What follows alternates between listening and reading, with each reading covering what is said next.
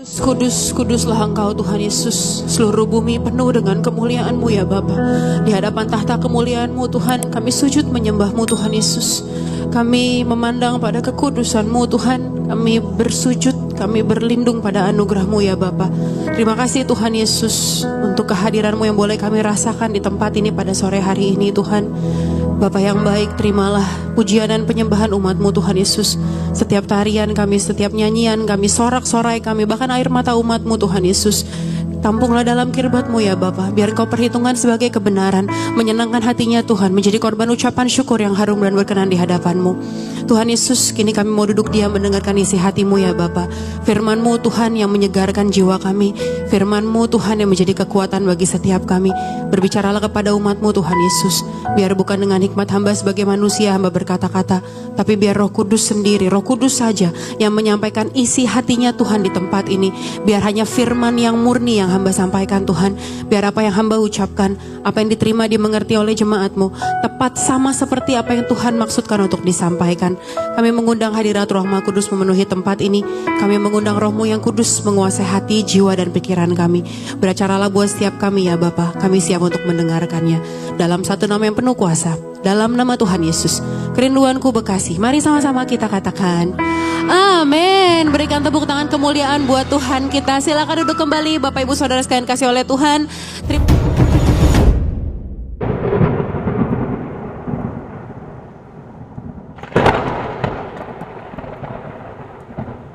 Terima kasih kepada seluruh teman-teman yang mengambil bagian dalam pelayanan di sore hari ini. Jemaat Tuhan, terimalah salam dari mimbar ini. Shalom kerinduanku church. Apa kabarnya sore hari ini? Enggak luar biasa. Apa kabarnya sore hari ini? Puji nama Tuhan. Kita akan melanjutkan rangkaian khotbah, serial khotbah kita di bulan November ini. Kita sedang mengambil sebuah tema besar, yaitu resilience atau ketangguhan, daya tahan, ketangguhan. Tema besar kita bulan ini bicara soal resilience, dan di minggu yang keempat, hari ini kita akan, minggu keempat benar ya? 4 ya benar ya? Ya, minggu yang keempat kita bahas judulnya adalah resilient hope atau pengharapan yang tangguh, pengharapan yang resilient. Dan saya beri subjudul God will sustain you through it. Tuhan akan menopang kamu melewatinya. God will sustain you through it. Pengharapan itu, Bapak Saudara sekalian tahu gak sih, pengharapan itu lahirnya bukan dari momen yang enak. Pengharapan itu lahirnya justru dari momen yang gak enak. Kalau momennya enak, kita berharap apa? Orang kenyataan di sekitar kita semua baik-baik aja kok, fine-fine aja semuanya.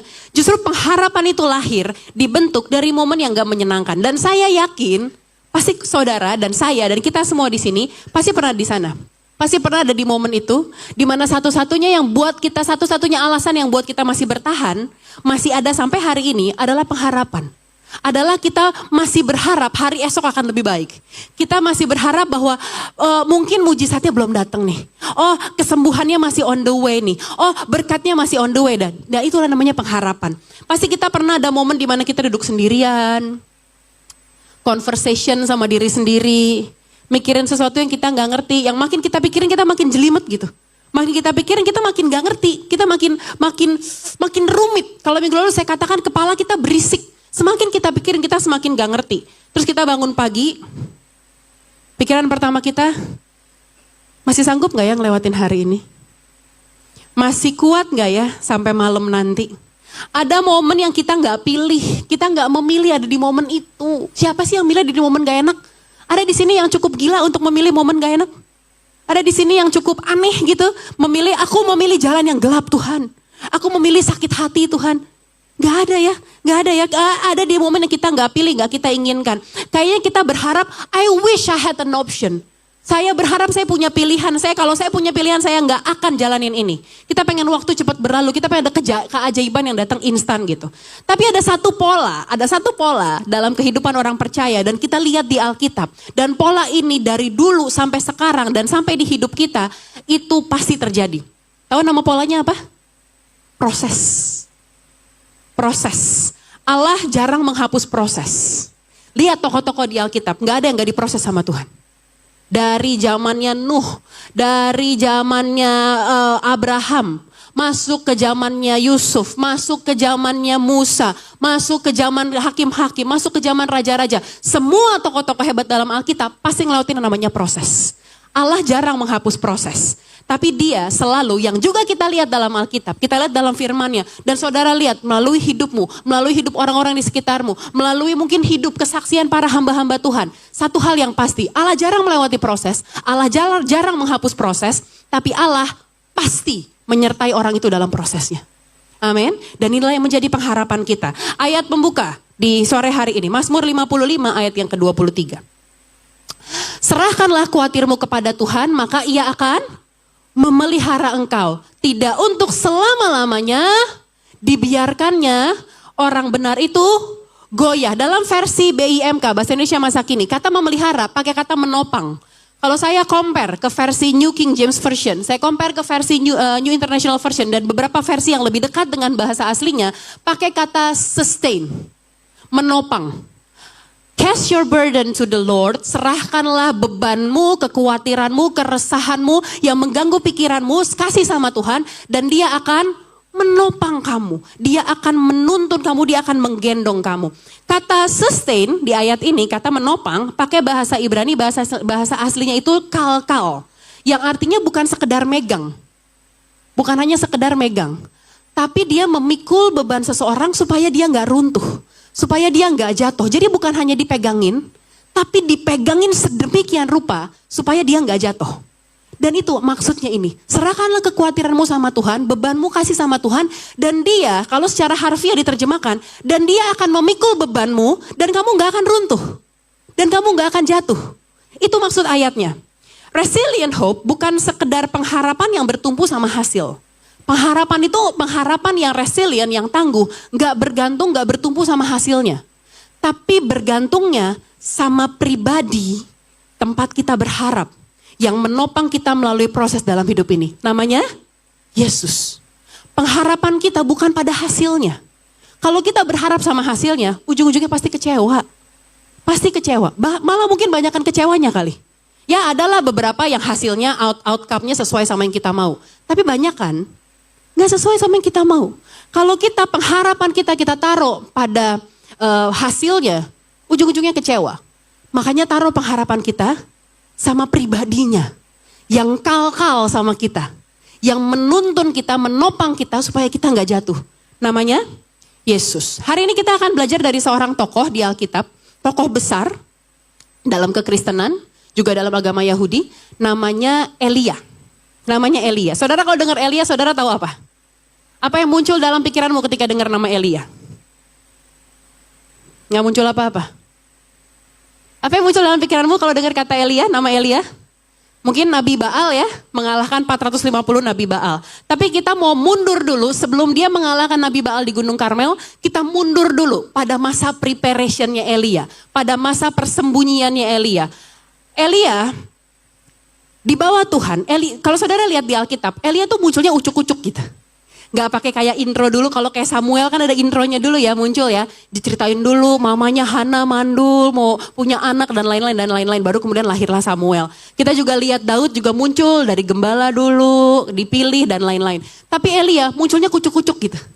Dalam pemerintahan di kerajaan Israel Utara, waktu itu lagi dipimpin sama seorang raja yang super jahat.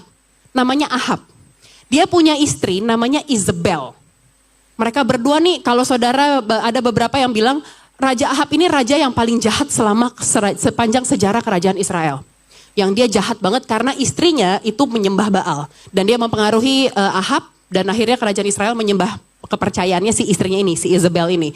Nah kemudian suatu hari Elia datang ke hadapan Ahab dan dia bilang, kalau lu gak bertobat, kalau ini bangsa gak bertobat, 3 tahun, gak akan turun hujan, gak akan turun air setetes pun buat kerajaan ini. Lalu kemudian setelah Elia ngomong kayak gitu, dia nantangin Ahab. Kemudian kita baca dalam 1 Raja-Raja 17 ayat 2 dan 3. Setelah itu, kemudian datanglah firman Tuhan kepadanya, ayat yang ketiga. Pergilah dari sini, berjalanlah ke timur dan bersembunyilah di tepi sungai Kerit, di sebelah timur sungai Yordan. Setelah Elia ngomong sama Ahab, gak akan turun hujan nih. kekeringan nih. Lalu kemudian yang dilakukan sama Allah adalah pergi dari sini, jalan ke timur, bersembunyi. Allah menyingkirkan Elia untuk sementara waktu. Beberapa teolog bilang sekitar 8 bulan sampai 1 tahun Elia berada di tepi sungai Kerit. Dia singkirkan, Allah menyingkirkan dulu Elia sendirian untuk mempersiapkan Elia sampai ke Gunung Karmel. Jadi kalau saudara lihat timeline-nya dalam Raja-Raja, Elia dia muncul ke hadapan Ahab, disingkirkan sama Tuhan di Kerit, baru kemudian disuruh sama Tuhan pindah ke Sarfat, yang janda itu, yang janda di Sarfat yang udah hampir mati, terus kemudian ngasih makan ke Elia. Baru kemudian Elia dibawa ke Karmel untuk mengalahkan nabi-nabi Baal. Jadi ada masa persiapan dulu, di mana Tuhan menyingkirkan Elia sedemikian rupa, sebelum Elia sampai pada kemenangan besarnya. Ini mirip sama tokoh-tokoh lain di Alkitab. Saudara kembali cek di Alkitab, coba pikirin kembali, Abraham ngalamin proses, dia dipisahkan dulu. Dia dipisahkan, dia dibawa dari tempat nyamannya dia, dibawa ke tanah yang kujanjikan kepadamu. Gak tahu di mana, jalan aja dulu. Kalau kita lihat lagi Yusuf harus lewatin dulu, dijual, diasingkan, jadi orang asing, jadi budak di Mesir, masuk penjara, ditinggalin, dilupain sama juru anggur, juru roti. Baru kemudian dia masuk pada kemenangannya, pada posisinya yang baik. Musa sebelum Tuhan panggil Musa untuk memimpin bangsa Israel keluar dari Mesir. Musa disingkirkan dulu ke Midian. Dari dia tinggal di kerajaannya Firaun. Dia disingkirkan dulu ke Midian. Kemudian kita lihat lagi Daud gak serta-merta walaupun dia diurapi di usia belasan tahun. Tapi Daud gak langsung jadi raja, bos. Daud harus ngelewatin dulu belasan tahun. Dia dikejar-kejar oleh Saul, masuk ke gua Adulam di padang di padang belantara. Dia melihat dulu istrinya, anak-anaknya, ternaknya semua menjadi sandera, jadi tawanan. Yesus pun sebelum memulai pelayanannya dicobai dulu di padang gurun. Dia menyepi, dia menyendiri, dipisahin, disamperin, dicobai sama iblis. Baru kemudian memulai public ministry-nya. Pak, Bu, kalau Yesus saja ngelewatin masa pembentukan itu, lau sokap, minta dibebasin dari kayak gitu. Setiap kita pasti ngelewatin masa ini. Masa rasa-rasanya kering, dipisahin, gak ada yang bisa tolong, gak ada yang bisa bantu, bingung mesti ngapain, harus berbuat apa, gak ada komunitas. Elia, bayangin, Elia gak sendirian. Dipisahkan sendirian, gak ada komunitas, gak ada pelayan, gak ada makanan. Cuman ada di depan dia, yang dia lihat cuman ada sungai kecil. Di tengah kerajaan Israel yang sedang kekeringan, cuma ada sungai kecil dan burung gagak yang tiap hari nganterin makanan buat dia. Ilustrasinya kurang lebih kayak beginilah. Selama kurang lebih 1 tahun, 8 bulan sampai 1 tahun. Roma 8 ayat 24. 25. Sebab itu kita diselamatkan dalam pengharapan. Tapi pengharapan yang dilihat bukan pengharapan lagi. Sebab bagaimana orang masih mengharapkan apa yang dilihatnya. Tetapi, baca sama-sama yuk. 3, 2, 1. Jika kita mengharapkan apa yang tidak kita lihat, kita menantikannya dengan tekun. Ini yang tadi saya katakan. Ketika rasa-rasanya kita nggak ngerti jalan keluarnya di mana, bagaimana, kapan endingnya, kapan jalan keluarnya, kapan beresnya, kapan selesainya. Justru di situ pengharapan lahir. Pengharapan nggak lahir dari tempat yang enak. Pengharapan lahir dari tempat yang nggak enak. Firman Tuhan mengkonfirmasi, kalau kita mengharapkan apa yang tidak kita lihat, kita mengharapkannya dengan tekun. Kalau yang kita harapkan kita bisa lihat, namanya bukan pengharapan lagi. Namanya udah di depan mata berkatnya. Bukan pengharapan namanya.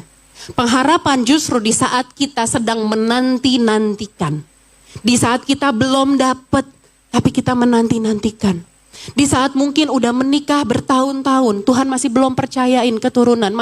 Mungkin masih menjalani program bayi tabung dan lain-lain. Disitulah pengharapan. Di saat kamu belum dapetin itu. Di saat belum terima jawabannya. Itu namanya pengharapan. Kita sering berdoa minta Tuhan keluarin kita. Tuhan cukup Tuhan, musim ini Tuhan berat banget Tuhan, sakit banget Tuhan. Tapi saudara lihat, Elia gak dikeluarin dari kekeringan di sungai Kerit. Tapi Tuhan memelihara Elia di tengah kekeringan itu. Seringkali Pak, Bu, anak-anak muda, Tuhan tuh gak luputin kita dari masalahnya. Tuhan tetap izinin kita masuk dalam masalahnya. Tapi satu yang pasti, dia menopang, dia memelihara di tengah masalah itu. Amin. Daniel gak diluputin tuh dari gua singa. Masuk gak Daniel ke gua singa? Masuk. Tapi Tuhan menyertai Daniel di dalam gua singa. Sehingga dia gak dimakan sama singa. Sadrak, Mesak, dan Abednego masuk gak ke perapian? Masuk. Tapi terbakar gak? Enggak. Alkitab bilang bahkan bau gosong pun gak kecium dari ketiga orang ini. Bahkan dibikin apa? Raja melihat ada 4 orang di dalam situ. Tanda nyata, physically melihat Tuhan berjalan beserta. Mungkin saudara berdoa supaya Tuhan tolong keluarin aku dari masalah ini Tuhan. Mungkin kata Tuhan enggak. Kamu harus tetap jalan ke lembah kelam. Tapi tenang, jangan khawatir, aku sama-sama kamu. Bahkan mungkin dia bukan hanya menggandeng kita lagi. Tapi dia udah gendong kita. Yang jalan mungkin udah bukan kita lagi. Kita udah tinggal nyender aja kayak cakwe sore-sore, tahu nggak? Tahu cakwe sore-sore? Kalau baru digoreng kan cakwe masih mantep ya. Masih kriuk gitu kan, masih tegak. Kalau udah sore-sore kan udah nyender kan? Tuhan berjalan bersama. Pengharapan tidak muncul setelah proses. Tapi pengharapan dibangun di dalam proses. Itulah sebabnya dalam Roma 5 ayat 3 sampai yang kelima. Paulus bilang begini. Dan bukan hanya itu saja. Malah kita bermegah juga dalam kesengsaraan.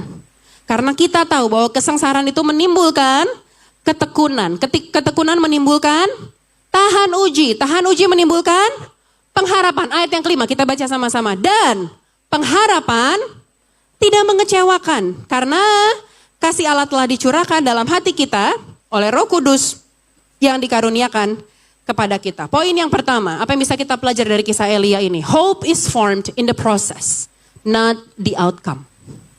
Pengharapan itu dibentuknya di dalam prosesnya, bukan setelah hasilnya. Justru dalam proses yang harus kita lalui lah pengharapan kita muncul. Ada sebuah teori dari Donald Mackenbaum. Dia mengeluarkan teori namanya stress inoculation. Saudara gak usah baca ini, apalah saya juga gak ngerti. Tapi intinya gini, paparan kecil terhadap stres membangun ketahanan terhadap stres yang besar. Kayak vaksin tahu ya, kayak vaksin. Vaksin kan yang dimasukin ke tubuh kita tuh virus yang dilemahkan. Sehingga badan kita keluar imunnya, antibodinya. Sehingga ketika virus benerannya masuk, badan kita udah kenal, udah tahu cara ngelawannya, udah kenal itu. Nah, teori stress inoculation ini ngomong tuh kayak gini. Tubuh kita, otak kita secara manusia, secara psikologis, kita tuh dari paparan kecil terhadap stres, bikin kita lebih siap untuk stres yang lebih, untuk tekanan, untuk hal-hal yang lebih besar di kedepannya. Kayak contohnya gini, kalau ibu baru, saya waktu baru punya anak 1, waktu baru lahir, saya tuh bingung ngadepin anak saya nangis, saya gak ngerti. Saya gak bisa bedain mana tangisan ganti popok, mana tangisan lapar, mana tangisan ngantuk. Saya gak tahu, akhirnya saya yang stres. Kalau saudara mungkin udah mengenal saya dari beberapa tahun yang lalu, saya sempat kesaksian bahwa saya sempat kena postpartum depression. Atau depresi pasca melahirkan. Karena saya gak ngerti, nih anak mau diapain, bagaimana, gak ngerti saya. Tapi kemudian, semakin lama setiap hari ketemu dengan anak saya, ngadepin dia. Lama-lama saya udah gak panik lagi ketika dia nangis. Ketika anak kedua, lebih chill lagi. Tahu kan Bu, kalau udah anak kedua kita chill banget kan? Makanya beda kadang anak pertama sama anak kedua. Anak pertama biasanya lebih sensitif perasaannya. Anak kedua, buset. Strong banget gitu. Biasanya, kalau anak pertama kejeduk, mamanya paniknya minta ampun. Dicekin semua, telepon dokter, bawa ke dokter, diperban semua segala macam. Anak kedua kejeduk. Apa-apa biarin aja. Paham maksudnya ya? Ketika kita pertama kali ngadepin satu stres tertentu, kita gak ngerti gimana caranya. Tapi badan kita membentuk ketahanan itu. Sehingga ketika muncul lagi, kita tahu bagaimana menghadapinya. Kalau di kantor ada fire drill kan? Ada latihan fire drill kan? Kalau latihan kebakaran, alarm bunyi. Fire drill, latihan ke bawah. Supaya siap menghadapi kalau terjadi yang benerannya. Nah, Elia gak dikasih blueprint yang besar sama Tuhan. Kalau Elia ketika dia ngomong sama Ahab, pergi ke Kerit. Terus Tuhan datang gitu. Gini loh Elia, bukannya apa-apa. Kagak, gue gak nyiksa lu, kagak. Tapi gini, nanti nih, kamu tuh, kan mereka nyembah Baal tuh. Kamu yang abisin semua tuh 450 nabi Baal. Enak kan? Elia ngadepin sungai Kerit juga tenang gitu. Gue bentar lagi bakal menang nih, bakalan mempermalukan nabi-nabi Baal nih. Tapi Tuhan gak kasih gambar besarnya sama Elia. Elia cuma disuruh ke Kerit, pindah ke Sarfat, baru ke Karmel. Nah, Allah memberikan pengharapan bukan dengan kasih lihat seluruh petanya. Tapi step by step. Buat apa sih? Buat apa tahu nggak? Bukan Tuhan tuh pelit info, bukan. Tapi Tuhan mau membangun pengharapanmu sama Tuhan. Tuhan mau kasih lihat bahwa cuman aku yang bisa kamu harapin. Kamu nggak bisa mengharapkan sungai Kerit, kamu nggak bisa mengharapkan makanan, mau dari mana makanan, orang semuanya kekeringan. Tapi aku yang pelihara kamu. Supaya ketika kamu menghadapi nabi-nabi Baal di Gunung Karmel, kamu tahu bahwa kemenangan itu datangnya dari aku. Bayangin kalau Elia langsung dibawa ke Karmel. Saya rasa Elia akan panik ngeliat 450 nabi Baal. Bos, gue sendirian ini bos. Mereka 450, gimana caranya bos? Tapi lewatin Kerit. Setahun Elia diproses sama Tuhan. Setiap hari Tuhan yang pelihara Elia. Stres-stres kecil tadi saya katakan. Ketika dia harus menghadapi 450 nabi Baal. Kemenangan besar itu. Dia tahu kepada siapa dia bisa berharap dan memberikan kemenangan. Amin.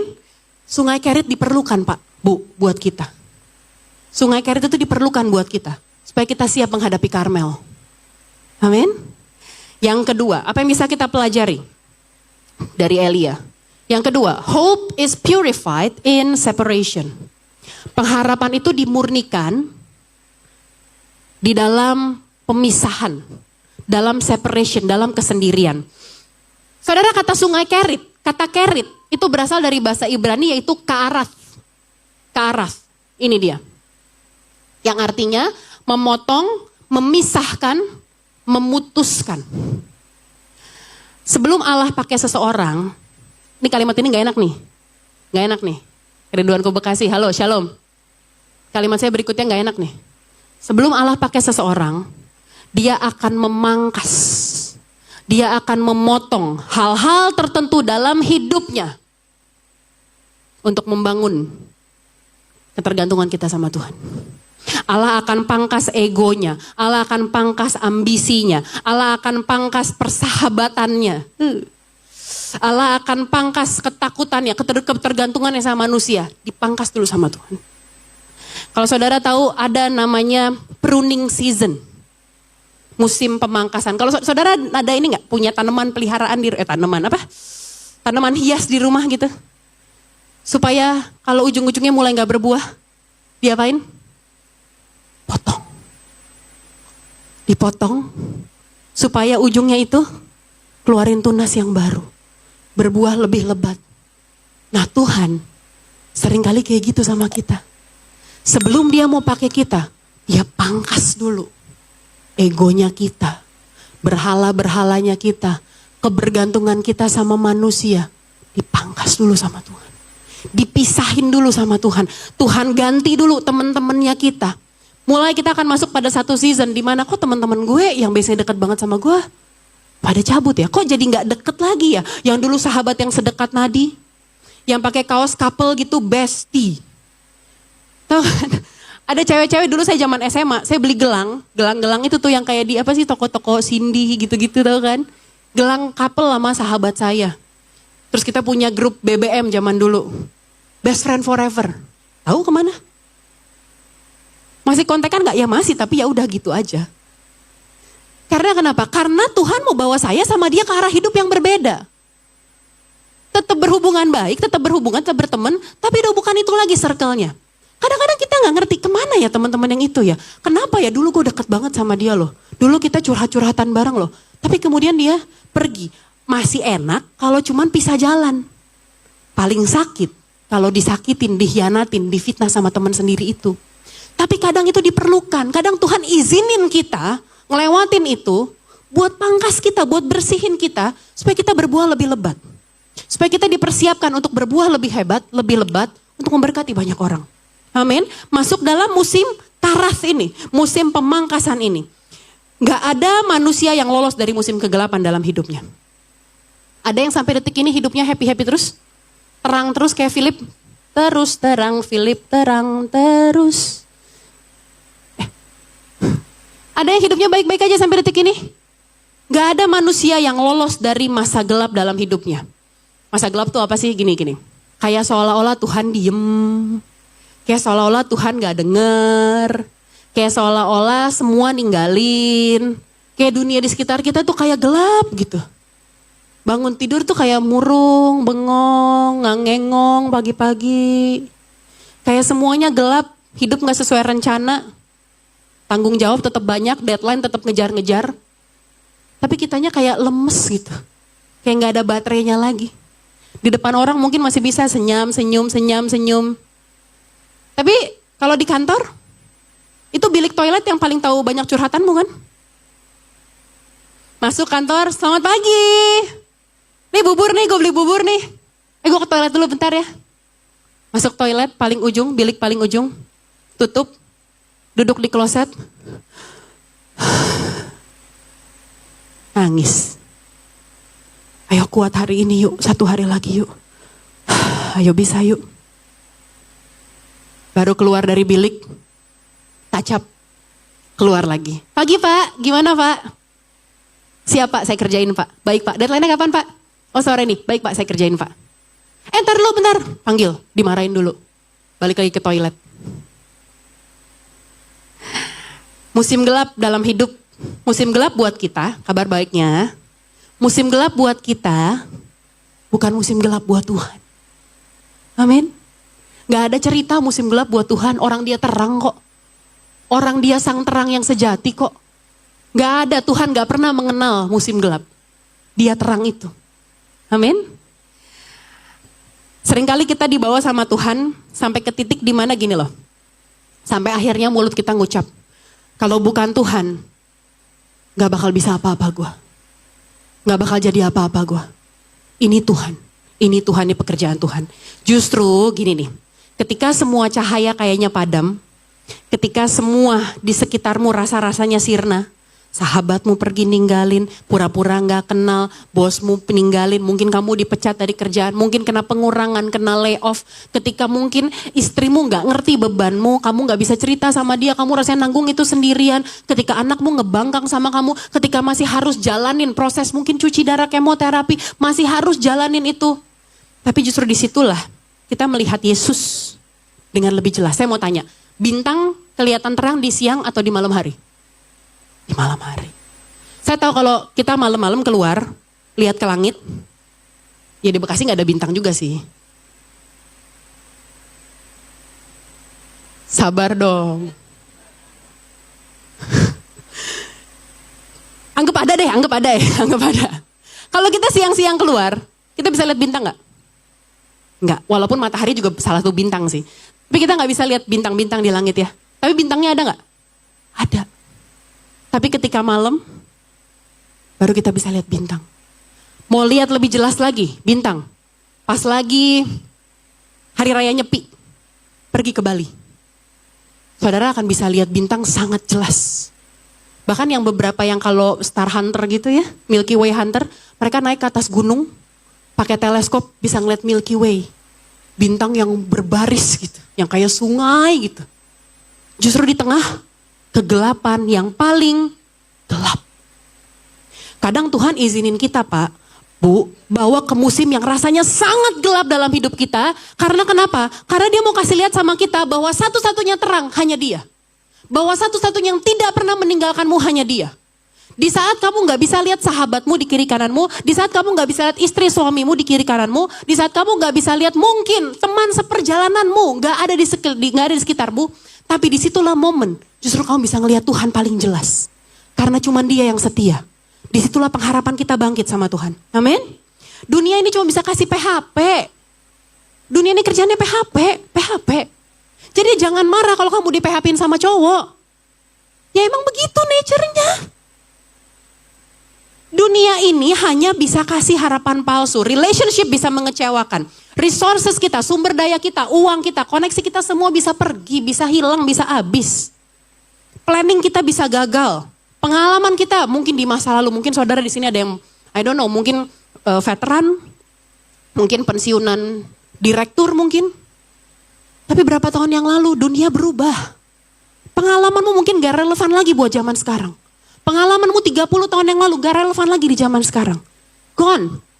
Bayangan aja di tempat gelap ninggalin kita kok. Right? Kalau kita masuk ruangan gelap, bayangan kita aja pergi dari kita. Tapi justru dalam kegelapan lah kita bisa lihat Tuhan satu-satunya yang ada. Kadang Tuhan biarinin kita. Beberapa waktu yang lalu saya ngomong sama sahabat saya. Sahabat saya WA saya dan bilang, saya tanya, hey how are you? Saya tahu dia sedang dalam masa yang tidak baik dalam hidupnya, sedang dalam ujian iman yang luar biasa. Dan saya tanya, gimana? Terus dia bilang, gak tahu, gue bingung. Kayak rasa-rasanya gue sendirian. Kayak rasa-rasanya gue gak punya temen. Tapi disitu saya bilang sama dia, kadang Tuhan emang izinin kita sih bawa momen dimana rasa-rasanya kita sendirian. Karena dia pengen berduaan doang sama kita. Ketika kita lagi berdua, lebih bisa quality time ya. Kalau ngomong, lebih bisa terbuka. Ketimbang kalau lagi rame-rame. Coba deh saudara, lagi ngobrol berdua, sama ngobrol ber-500. Lebih bisa ngomong hati ke hati kalau berdua.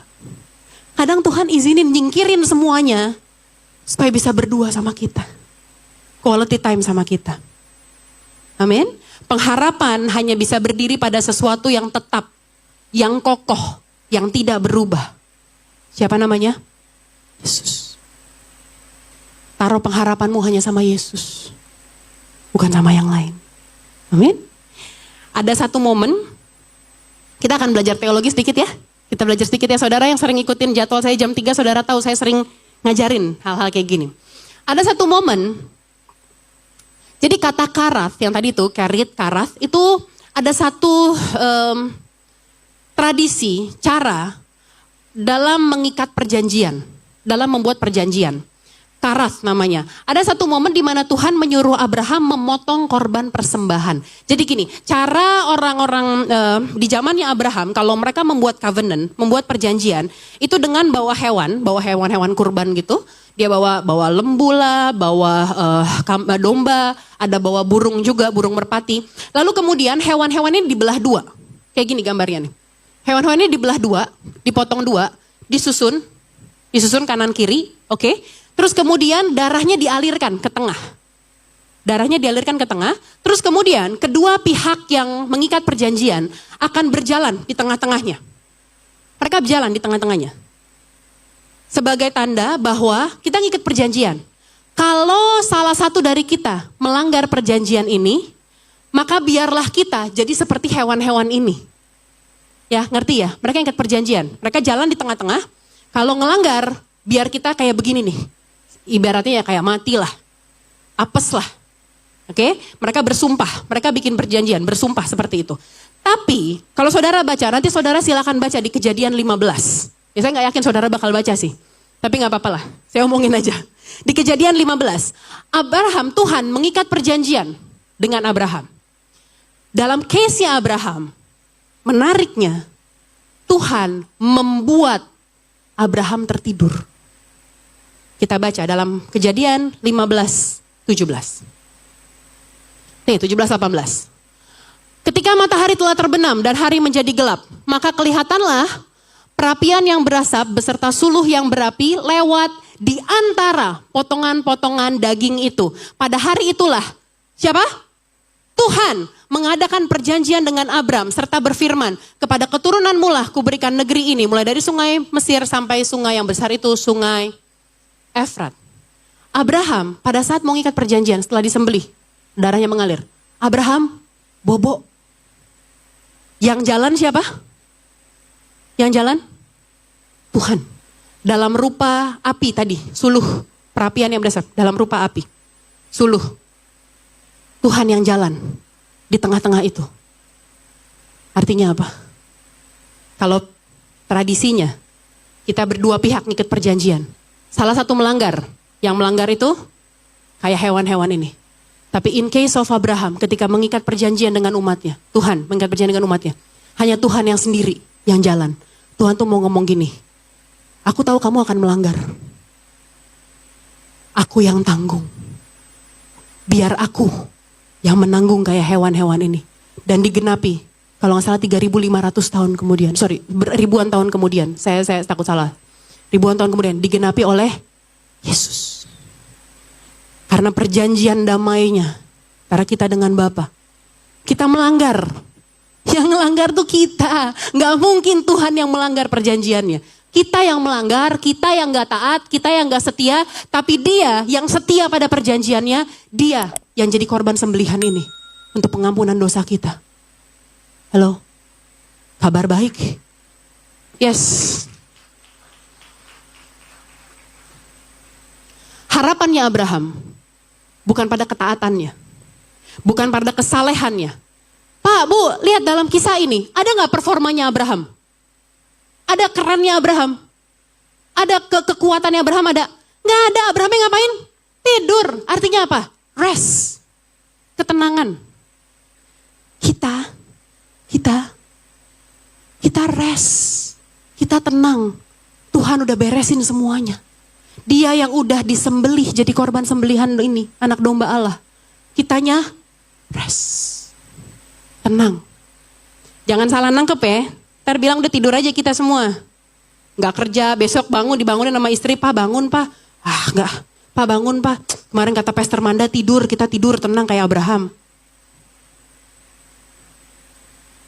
Kitanya rest. Ada performanya Abraham? Gak ada. Harapan Abraham tidak berdiri pada ketaatannya.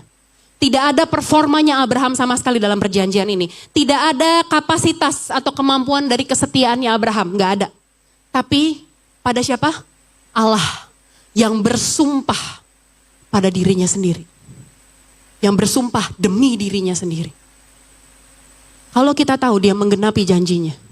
Ketika dia berjanji, dia yang genapi, dia yang tanggung. Dia mengikat perjanjiannya dengan setia. Itu sumber pengharapan kita, Pak. Itu sumber pengharapan kita, Bu. Berharap sama manusia kayak Abraham loh, tidur. Tapi taruh pengharapanmu sama dia yang setia itu loh. Yang rela beresin semuanya buat kamu dan aku. Amin. Pengharapan kita dibangun atas karakter Allah. Bukan pada kapasitas manusia. Apa karakter Allah? Setia. Dapat dipercaya. Dia menggenapi janjinya. Dia tidak bisa berdusta. Taruh pengharapanmu pada karakternya Allah. Di saat mungkin saat ini keadaanmu lagi gak bisa lihat tangan Tuhan. Tapi percaya sama karakternya. Percaya sama hatinya. Kalau kita terbang naik pesawat kita gak kenal pilotnya. Baru masuk cabin. Lihat muka pilotnya juga enggak. Pas pilotnya ngomong. Ladies and gentlemen, welcome to the flight. We'll be arrived. The time and the destination. Ngerti gak dia ngomong apa? Ngomongnya kan kayak Bapak dan Ibu yang terhormat gitu kan. Nama saya Captain bersama dengan Kopilot. Namanya siapa aja kita gak ngerti, gak jelas siapa. Kenapa kita bisa percaya? Naik pesawatnya dia, terbang puluhan ribu kaki. Gak tahu dia tidur apa enggak semalam. Dia udah makan apa belum, lagi asam lambung apa enggak dia. Kenapa kamu percaya? Padahal kamu gak ngelihat pilotnya. Kenapa bisa percaya? Ya kan maskapainya bagus. Track recordnya bagus. Nah kalau pas apes gimana? Kalau pas ditiup gimana? Kenapa kita susah percaya sama karakternya Tuhan sih? Yang menunjukkan kesetiaan dari generasi ke generasi. Dari keturunan kepada keturunan. Kenapa kita ragu sih? Dia pasti tolong kita, pasti selamatin kita, pasti gak akan pernah terlambat pertolongannya. Halo? Halo Bekasi, Shalom. Yang ketiga, yang terakhir. 3 janji pengharapan Allah. Saya akan tutup dengan ini, teman-teman pemusik boleh siap-siap yuk. 3 janji pengharapan Allah. Yang pertama, dari kisah Elia yang kita pelajari. Yang pertama adalah sustaining hope.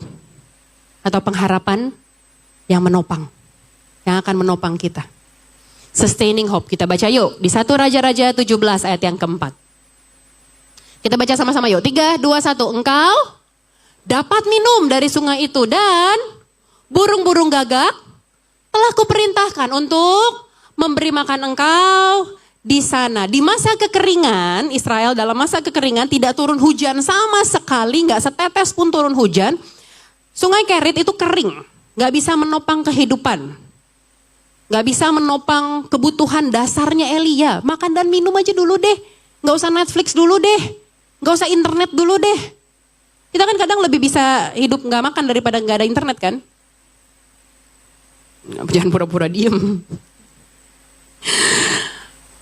Bahkan kebutuhan pokoknya aja, keadaan Elia pada saat itu, untuk kebutuhan pokoknya aja, Sungai Kerit gak bisa nopang dia, gak bisa menolong dia. Tapi gini, janji pertama adalah bahwa Allah menyediakan segala yang kita perlukan untuk bertahan. Tadi kan saya katakan, seringkali Tuhan tuh nggak membiarkan kita tetap masuk dalam masalahnya. Tuhan tuh nggak bikin kita nggak jadi masuk masalah gitu. Nggak, dia izinin kita masuk. Tapi dia pelihara kita untuk bertahan di tengah badai, di tengah lembah kelam, di tengah masalah itu. Dan Tuhan menyediakan segala yang kita perlukan. Gini, yang kita perlukan tuh bukan hanya sekedar materi, bukan hanya sekedar makan dan minum, bukan hanya sekedar uang. Ini udah tanggal berapa? 23 ya. Dari diemnya kelihatan sih. Kayak 2-3 minggu yang lalu tuh saya khotbah tuh, responnya enak gitu. Sambut gitu. Ini sekarang diem aja, ya paham sih saya. Nungguin seminggu lagi ya kan? Gimana ini seminggu lagi ya? Kalau yang tanggal 25 gajian enak nih. Tanggal 25 2 hari lagi ya, besok makan Indomie masih bisa lah gitu. Yang kita butuhkan bukannya sekedar materi. Lebih dari materi, kita perlukan tuh apa sih?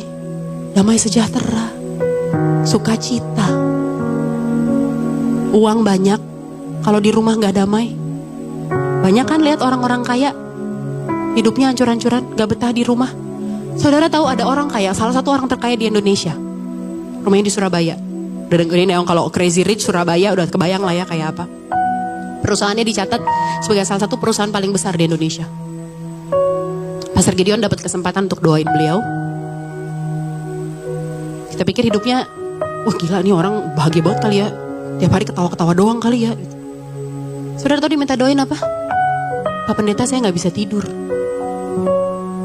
Kalau tidur mesti minum obat, baru bisa tidur. Bantalnya saya yakin bantal bulu angsa itu. Kalau kita kan sesoang-soang ya kan.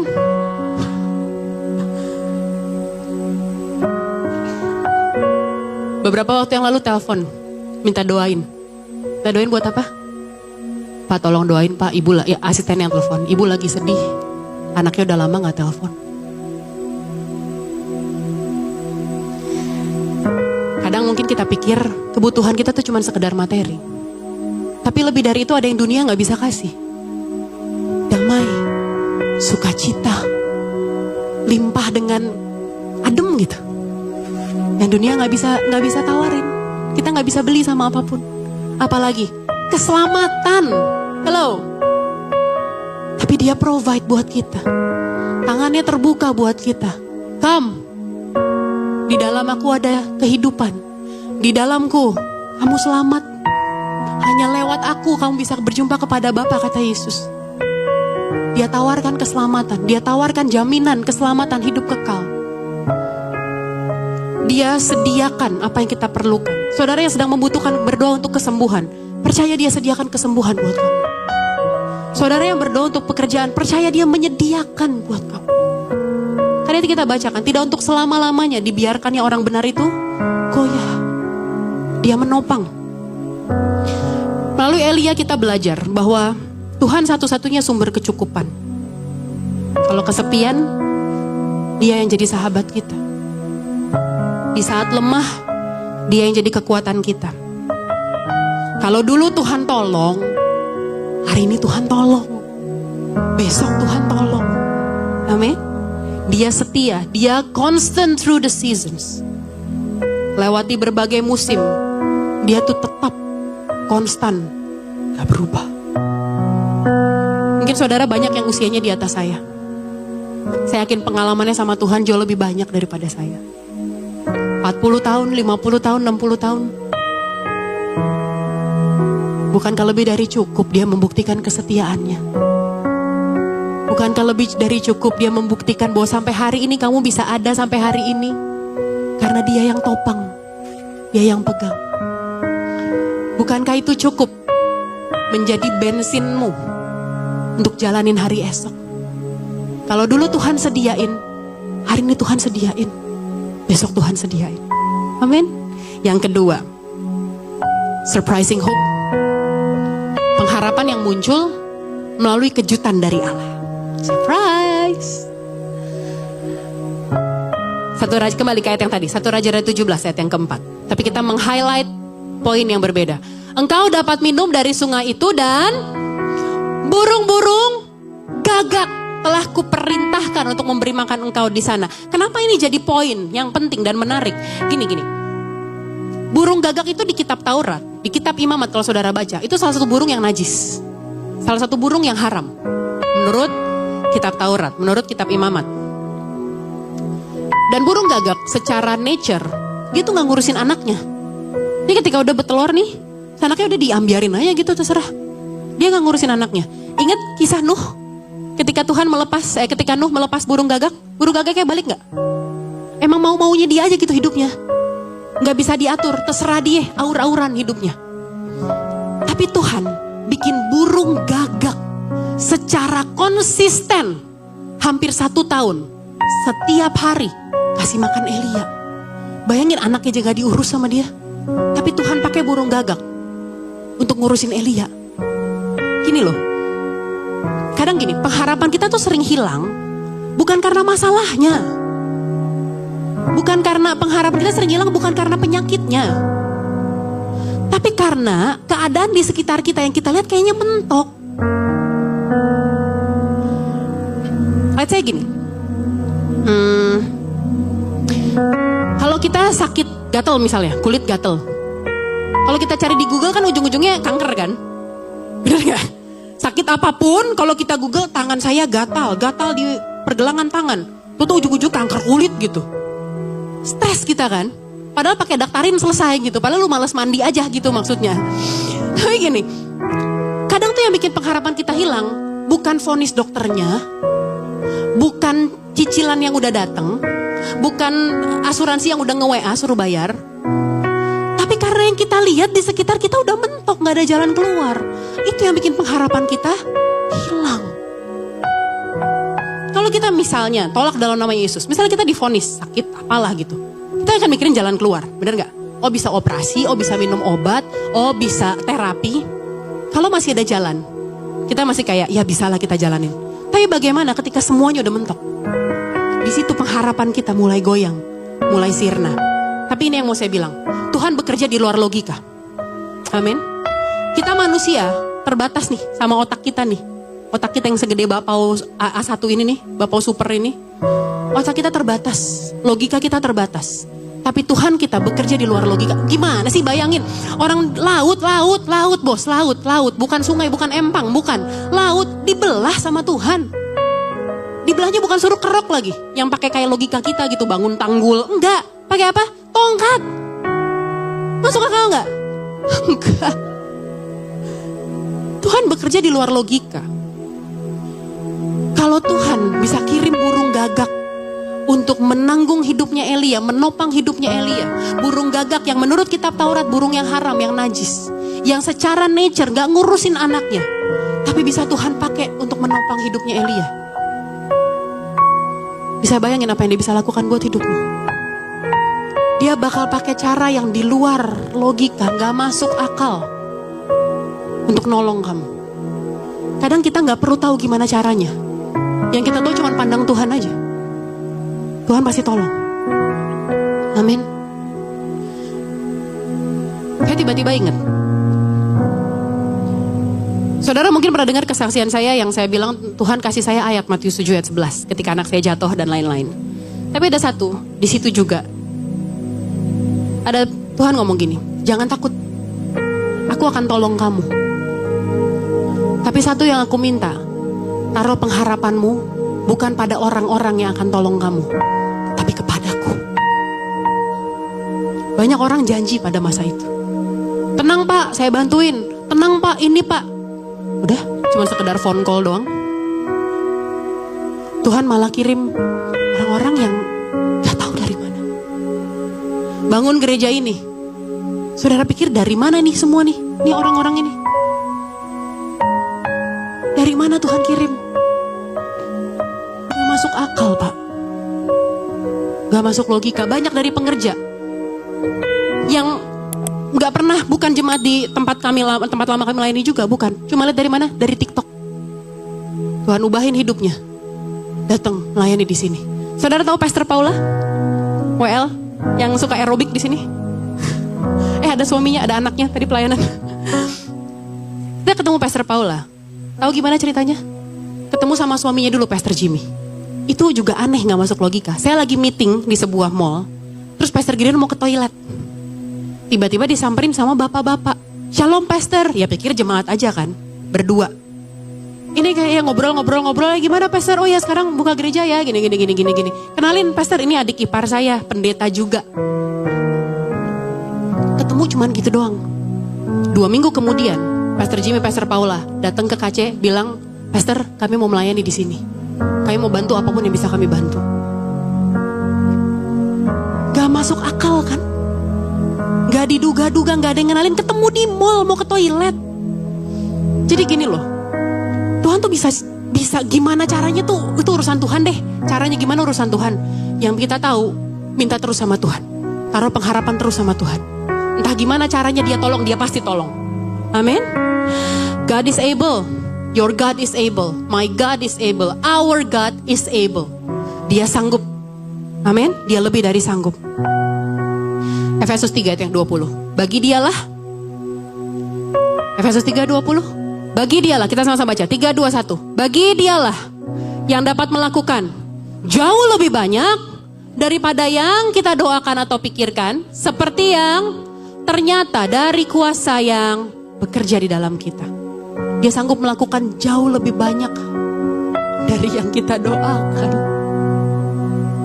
Saudara akan ngelihat jawaban doamu lebih dari apa yang pernah kamu ucapin dalam doamu. Amin. Ya, kalau mau tepuk tangan jangan ragu-ragu yuk. Yang ketiga, yang terakhir. Protecting hope. Protecting hope. Ahab tuh lagi emosi banget sama Elia, saudara. Ahab tuh benci banget sama Elia. Dipengaruhi juga sama istrinya. Ahab benci banget sama Elia. Dan Ahab mengerahkan seluruh sumber dayanya dia. Pakai koneksinya dia. Saudara silakan baca di 1 Raja-Raja 18. Ahab pakai seluruh force yang ada sama dia. Boleh tampilin aja ayatnya, gak apa-apa. Ahab pakai seluruh kekuatan, koneksi yang dia punya. Kerajaan-kerajaan, bangsa-bangsa. Untuk cari Elia. Bayangin, Ahab raja, dia pakai koneksinya, kerajaan-kerajaan bangsa-bangsa. Untuk nyari satu orang. Satu orang. Namanya Elia. Logikanya, kelar dong Elia dong. Oh come on, dia raja. Dia punya pasukan, dia pakai koneksinya dia dari kerajaan-kerajaan yang lain. Logikanya, dapat nih Elia. Tapi kita tahu akhir hidupnya Elia bukan di tangan Ahab. Akhir hidupnya Elia dibawa hidup-hidup ke sorga. Diangkat hidup-hidup ke sorga. Artinya apa? Tuhan luputin Elia dari tangan Ahab, dari tangan musuh-musuhnya. Tuhan melindungi Elia. Saudara nggak tahu, mungkin seharusnya 3 hari yang lalu kau kecelakaan, tapi Tuhan luputin. Saudara nggak tahu, mungkin tadi pagi kau lagi ambil ATM, harusnya kau dihipnotis orang, ATM-mu dikuras habis. Tapi kita nggak tahu. Tuhan bekerja di balik layar untuk protecting us, melindungi kita. Kalau saudara masih ada sampai hari ini, saudara nggak pernah tahu ada berapa banyak momen di mana Tuhan bekerja di balik layar, bangun skenario, susun orang, susun caturnya Tuhan untuk melindungi engkau. Yang kita tahu cuma apa yang kita lihat. Tapi kalau mata rohani kita dibuka, mungkin kita akan lihat harusnya maut datang, harusnya penipu datang, harusnya bencana datang, kebakaran dan lain-lain. Tapi Tuhan lindungi, Tuhan jagain. Saya akan tutup dengan kesaksian keponakan saya beberapa tahun yang lalu. Waktu dia masih umur sekitar 1 tahun lebih, masih kecil. Batuk, flu, bawa ke rumah sakit ke dokter. Dari dokter dikasih obat pulang. Tebus ke farmasi, bawa obatnya pulang. Sampai rumah, kakak ipar saya mikir, udahlah besok aja, mulai besok minumnya. Biar anaknya istirahat dan lain-lain. Deh pokoknya udahlah, hilang begitu aja lah gitu. Sampai rumah udah tidur dan lain-lain, gak kesentuh itu obat. Anaknya rewel, anaknya ada 3, ini yang paling yang sakit yang paling kecil. Dia ngurusin yang lain, ngurusin kakak-kakaknya semua, udah. Besok paginya muncul beberapa orang dari rumah sakit. Ada orang farmasi, ada suster, ada dokter. Datang, ngetok rumah abang saya, minta maaf. Bu, mohon maaf, pasien atas ponakan saya namanya Samuel Simanjuntak. Bu, mohon maaf, pasien atas nama Samuel ya? Iya. Kemarin ke dokter ini ya? Iya. Dikasih obat ya Bu? Iya. Bu, maaf udah diminum belum obatnya? Oh, belum sempet. Baru maksud saya mau suapin anak sarapan, baru saya kasih obatnya. Mereka minta maaf ke abang dan kakak saya. Mohon maaf ya, mohon maaf. Kami benar-benar mohon maaf. Saudara tahu, obatnya ponakan saya ketuker. Ponakan saya umur 1 tahun lebih, namanya Samuel Simanjuntak.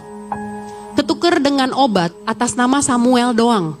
Gak ada belakangnya, namanya sama-sama Samuel. Ketuker, tahu obat apa? Obat pasien kanker usia 60 tahun. Lihat bagaimana cara Tuhan lindungi. Lihat gimana cara Tuhan lindungi. Ponakan saya umur 1,5 tahun dikasih obat cancer. Padahal flu, batuk pilek. Bayang gak? Kalau Tuhan, biarin aja, biarin. Kita gak tahu berapa banyak kali Tuhan melindungi kita dari hal buruk yang harusnya datang sama kita. Dan kalau kamu masih hidup sampai hari ini, harusnya itu jadi pengharapan buat kamu untuk menjalani hari depan. Kalau saudara yang pernah kepikir untuk mengakhiri hidupmu, please don't. Kalau Tuhan mau kamu selesai, udah dari kemarin-kemarin selesai kita. Kalau Tuhan mau kamu kelar, udah dari kemarin-kemarin, dia dibiarin hidup kita sampai hari ini. Terus bertahan ya, terus maju, jangan nyerah dulu. Masih ada Tuhan, Tuhan belum selesai. Dia masih berkarya. Dia masih terus melanjutkan karyanya. Dia yang menopang kamu sampai hari ini. Dia juga yang masih terus mau menopang kita sampai akhir hidup kita. Sampai dalam agendanya Tuhan, rundown-nya Tuhan beres. Rundown Tuhan belum selesai. Jadi jalan terus, maju terus. Ingat apa yang udah dia lakukan di masa lalu. Ya jadi kekuatan untuk kita jalin masa depan kita. Amin. Tuhan yang ngomong, aku menopang kamu. I will surprise you. I will protect you. Till the time comes. Ayat kita yang terakhir. Belum. Ayat kita yang terakhir. Bilangan 23 ayat 19. Kita baca sama-sama yuk. 3, 2, 1.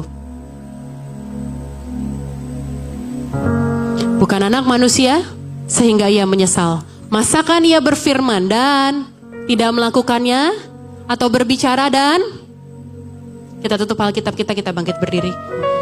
Kita naikkan sembah pujian kita di hadapan Tuhan di sore hari ini.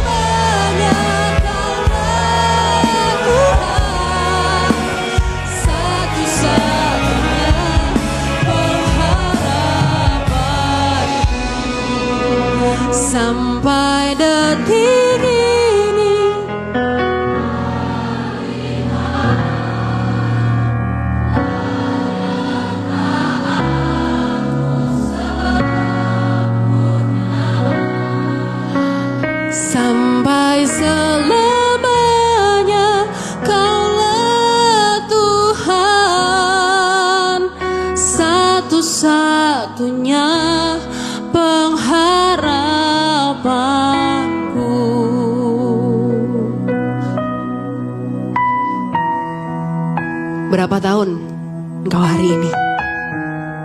Berapa usiamu hari ini? Kalau kita flashback,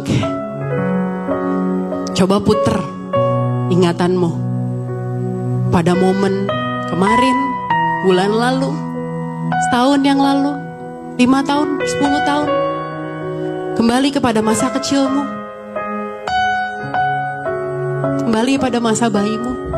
Mungkin ada beberapa dari saudara tiba-tiba Tuhan taruh dalam hati saya. Mungkin ada beberapa dari saudara yang mungkin kau pernah dengar. Waktu kecil kau mau dibuang. Kau mau digugurin. Tapi kalau engkau lihat sampai hari ini, dia terus topang. Dia setia, dia menanggung, dia menggendong kamu. Lewatin momen paling gelap dalam hidupmu. Dia satu-satunya terang yang terus menyinari, menuntun kamu step by step. Selangkah demi selangkah. Firman-Nya bilang, firman-Mu pelita bagi kakiku, terang bagi jalanku.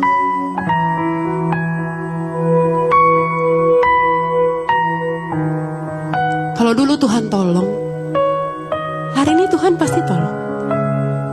Besok Tuhan pasti tolong. Sampai masa depan, sampai selamanya dia pasti tolong. Dia bukan manusia. Kalau kamu pernah dikecewain sama manusia, dikecewain sama papa mamamu, dikecewain sama suami, sama mertua, sama sahabat, mungkin sama orang yang pernah janji-janji sama kamu, mungkin sama mantan kekasihmu. Mungkin kamu udah rancangin, udah punya begitu banyak agenda, bentuk keluarga begini-begini, tiba-tiba dia ngecewain kamu. Ya karena itu manusia. Kadang kita harus dikecewain sama manusia supaya kita bisa lihat bahwa cuma Tuhan yang gak pernah ngecewain. Kalau kamu pernah dikecewain sama manusia, demi kasih Kristus saya mohon, jangan degradasi Tuhan kepada level manusia. Jangan berpikir, saya dikecewain manusia, saya gak berani berharap lagi. Saya gak berani berharap. Saya pernah berharap sama calon suami saya, tapi kemudian dia selingkuh, dia ninggalin saya, kami batalin pernikahan. Saya gak berani berharap lagi. Oh come on. Jangan turunin levelnya Tuhan kepada manusia. Dia bukan manusia yang dapat berdusta, yang dapat mengingkari janjinya, yang melupakan perjanjiannya. Ketika dia mengikat perjanjian dengan Abraham, Abrahamnya rest. Abrahamnya rest. Tuhan yang berjalan sendiri, dan dia sudah menggenapi itu 2000 tahun yang lalu di atas kayu salib. Dia yang disembelih menjadi korban bagi kita.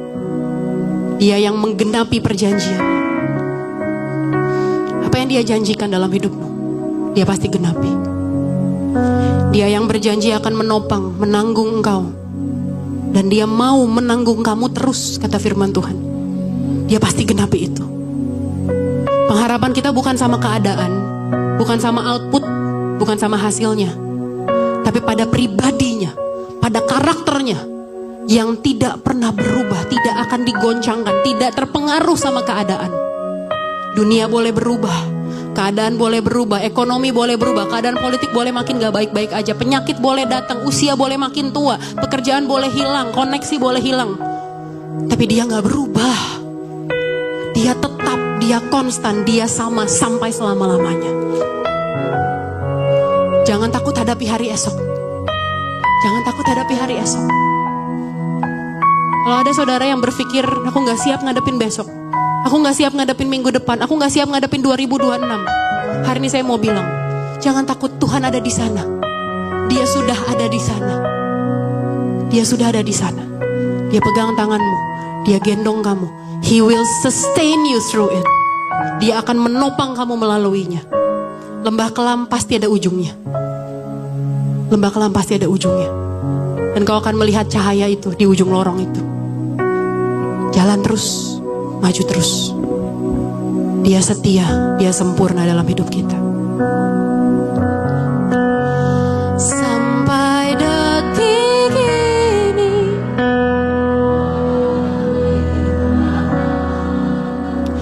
penyertaan-Mu sempurna